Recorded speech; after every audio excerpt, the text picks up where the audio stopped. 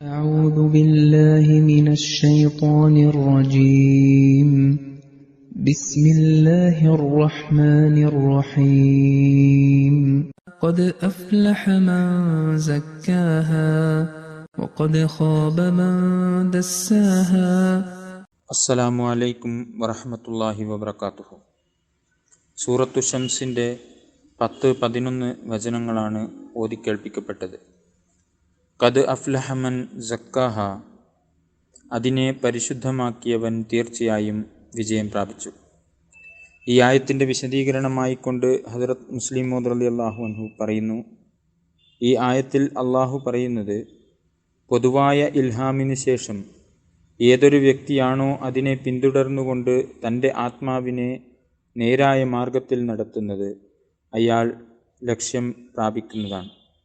അതായത് അധാർമികതയെയും സാത്വികതയെയും സംബന്ധിച്ച് മനുഷ്യന് ലഭിച്ച പൊതുവായ അറിവനുസരിച്ച് അവൻ ലോകത്ത് കുറച്ച് കാര്യങ്ങൾ നല്ലതാണെന്നും കുറച്ച് കാര്യങ്ങൾ ചീത്തയാണെന്നും നല്ലതിനെ എനിക്ക് പിൻപറ്റേണ്ടതുണ്ടെന്നും ചീത്തയെ ത്യജിക്കേണ്ടതാണെന്നും മനസ്സിലാക്കുകയും ഈ പൊതുവായ അറിവനുസരിച്ച് തൻ്റെ പ്രകൃതം നന്നാക്കി തീർക്കുകയും ചെയ്യുന്ന ആത്മാവ് വിജയിക്കുന്നതാണ്, അഥവാ ആ ആത്മാവ് ഉയർച്ച കൈവരിക്കുന്നതാണ്. അള്ളാഹു എൻ്റെ ഉള്ളിൽ മധ്യമനില കൈവരിക്കുവാനും സന്തുലിതമായ നിലയിൽ ഗുണങ്ങൾ സൃഷ്ടിക്കുകയും ചെയ്തിട്ടുണ്ട് എന്ന് ഒരാൾ ചിന്തിച്ച് മനസ്സിലാക്കുകയും അതോടൊപ്പം അധാർമികതയെ സംബന്ധിച്ച് തിരിച്ചറിയുവാനുള്ള അവൻ്റെ പ്രകൃതത്തിലുള്ള ഗുണത്തെ പ്രയോജനപ്പെടുത്തിക്കൊണ്ട് തിന്മകളിൽ നിന്നും രക്ഷ നേടുകയും സാത്വികതയെ മനസ്സിലാക്കുവാനുള്ള അവൻ്റെ പ്രകൃതത്തിലുള്ള ഗുണത്തെ പ്രയോജനപ്പെടുത്തിക്കൊണ്ട് നന്മയുടെ കാര്യങ്ങൾ അവലംബിക്കുകയും അങ്ങനെ തുടർച്ചയായി ആ മനുഷ്യാത്മാവ് കഠിന പരിശ്രമം നടത്തുകയും ചെയ്യുമ്പോൾ അതിൻ്റെ ഫലമായി അവൻ ഉയർത്തപ്പെടുകയും വിജയം പ്രാപിക്കുകയും ധാർമ്മിക ഗുണങ്ങളോടുകൂടിയ ഒരു ജീവിതം അവൻ സ്വായത്തമാക്കുകയും ചെയ്യും. അങ്ങനെ ഒരു ദിവസം അള്ളാഹുവിൻ്റെ ഇൽഹാം അയാളിൽ ഇറങ്ങുവാനും ആരംഭിക്കുന്നു. അതായത് അവന് ദൈവസാമീപ്യം കരഗതമാകുന്നു. സക്ക എന്ന പദത്തിൻ്റെ അർത്ഥം ഉയർത്തുക എന്നും പരിശുദ്ധീകരിക്കുക എന്നുമാണ്. ഇവിടെ നഫ്സിനെ ഉയർത്തുക എന്ന അർത്ഥമാണ് കൂടുതൽ യോജിച്ചിട്ടുള്ളത്. കാരണം ഒരു മനുഷ്യൻ തനിക്ക് നൽകപ്പെട്ടിട്ടുള്ള നന്മതിന്മകളെ വേർതിരിച്ചറിയുവാനുള്ള കഴിവിനെ പ്രയോജനപ്പെടുത്തിക്കൊണ്ട് കേവല പ്രകൃതത്തിൻ്റെ പദവിയിൽ നിന്നും ഉയർന്ന് ധാർമ്മിക ഗുണങ്ങളുടെ ജീവിതത്തിലേക്ക് പ്രവേശിക്കുന്നു. അതിൻ്റെ ഫലമായി അയാൾ സ്വയം ഇൽഹാം ലഭിക്കുന്ന വ്യക്തിയായി മാറുകയും ചെയ്യുന്നു.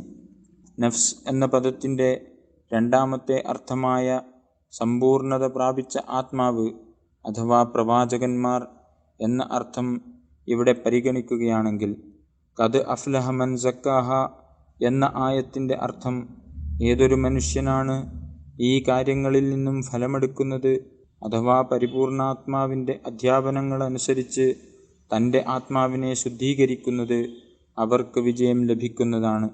അങ്ങനെ അവർ ദൈവത്തിൻ്റെ സാമീപ്യം കരസ്ഥമാക്കിയ ആളുകളിൽ ഉൾപ്പെടുന്നതായിരിക്കും.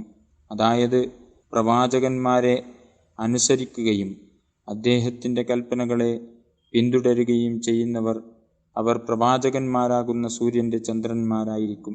അടുത്ത ആയത്ത് വഖദ് ഖാബ മൻ ദസ്സാഹ, അതിനെ ദുഷിപ്പിച്ചവൻ തീർച്ചയായും പരാജയപ്പെടുകയും ചെയ്തു എന്നതിൻ്റെ വിശദീകരണത്തിൽ പറയുന്നു, ഈ ആയത്തിൽ അള്ളാഹു പറയുന്നത്, ആരാണോ ആ വഹിയെ അഥവാ ബോധനത്തെ അംഗീകരിക്കാത്തത് അവൻ പരാജിതനായിരിക്കുന്നു.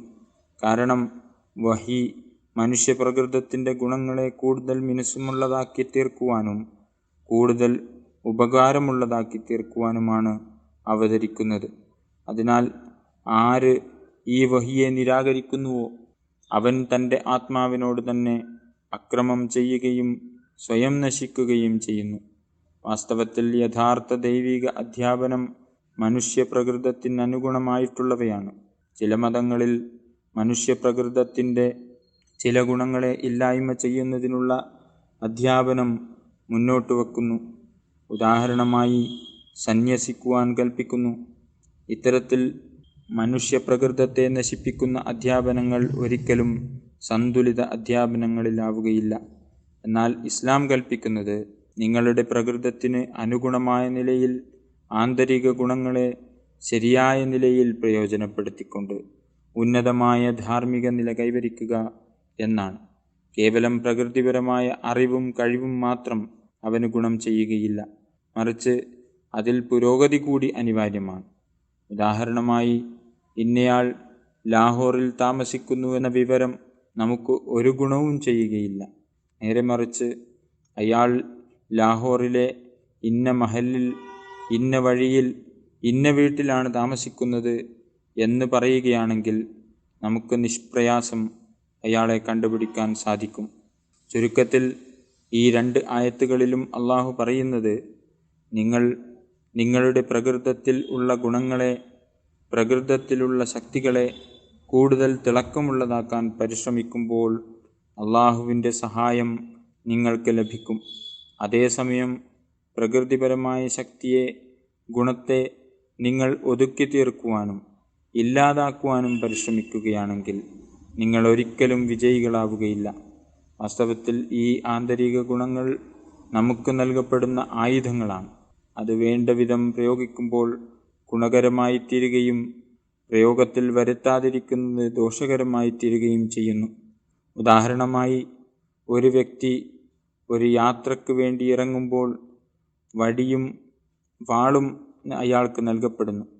എങ്കിൽ വഴിയിൽ കാണുന്ന ഒരു പാമ്പിനെ വടി കൊണ്ടും മറ്റു വല്ല ശത്രുക്കളും വരുമ്പോൾ വാളുകൊണ്ടും യഥാവിധം ഉപയോഗിക്കുകയാണെങ്കിൽ ആ വ്യക്തി ലക്ഷ്യം കണ്ടെത്തുന്നതാണ്. എന്നാൽ ഇതൊന്നും തനിക്ക് ആവശ്യമില്ല എന്ന് കരുതി ആയുധങ്ങളെ അല്ലെങ്കിൽ അതിൽ ഒന്നിനെയെങ്കിലും നഷ്ടപ്പെടുത്തിക്കളഞ്ഞാൽ അയാൾക്ക് വിജയം ലഭിക്കുകയില്ല. ഇതുപോലെ അള്ളാഹു മനുഷ്യന് മാപ്പ് നൽകുവാനും പകരം വീട്ടുവാനുമുള്ള കഴിവുകൾ നൽകിയിട്ടുണ്ട്. എല്ലായിടത്തും മാപ്പ് കൊടുക്കുന്നത് നന്മയല്ല, എല്ലായിടത്തും പകരം വീട്ടുന്നതും ഒരിക്കലും അനുയോജ്യമല്ല. സന്ദർഭമനുസരിച്ച് ഇവ രണ്ടും മാറി മാറി പ്രയോഗിക്കുന്നതിലാണ് യഥാർത്ഥ നന്മയുള്ളത്. വാസ്തവത്തിൽ മനുഷ്യപ്രകൃതം ഒരു കണ്ണാടി പോലെയാണ്. അതിനെ ശരിയായ നിലയിൽ പ്രയോഗിക്കുമ്പോൾ അത് സൂര്യനിൽ നിന്നുള്ള പ്രകാശത്തെ സ്വയം സ്വീകരിക്കുകയും ചുറ്റിലും പ്രകാശപൂരിതമാക്കുകയും ചെയ്യും. എന്നാൽ ആരാണോ തൻ്റെ പ്രകൃതത്തെ പൂഴ്ത്തിവെക്കുകയും മറച്ചു പിടിക്കുകയും ചെയ്യുന്നത്, അവർക്ക് ആ പ്രകാശം യാതൊരു ഗുണവും ചെയ്യുകയില്ല. എന്ന് മാത്രമല്ല, അവർ അന്ധകാരത്തിൽ തന്നെ ജീവനൊടുക്കുകയും ചെയ്യുന്നു. വആഖിറു ദഅ്വാനാ അനിൽ ഹംദുലില്ലാഹി റബ്ബിൽ ആലമീൻ.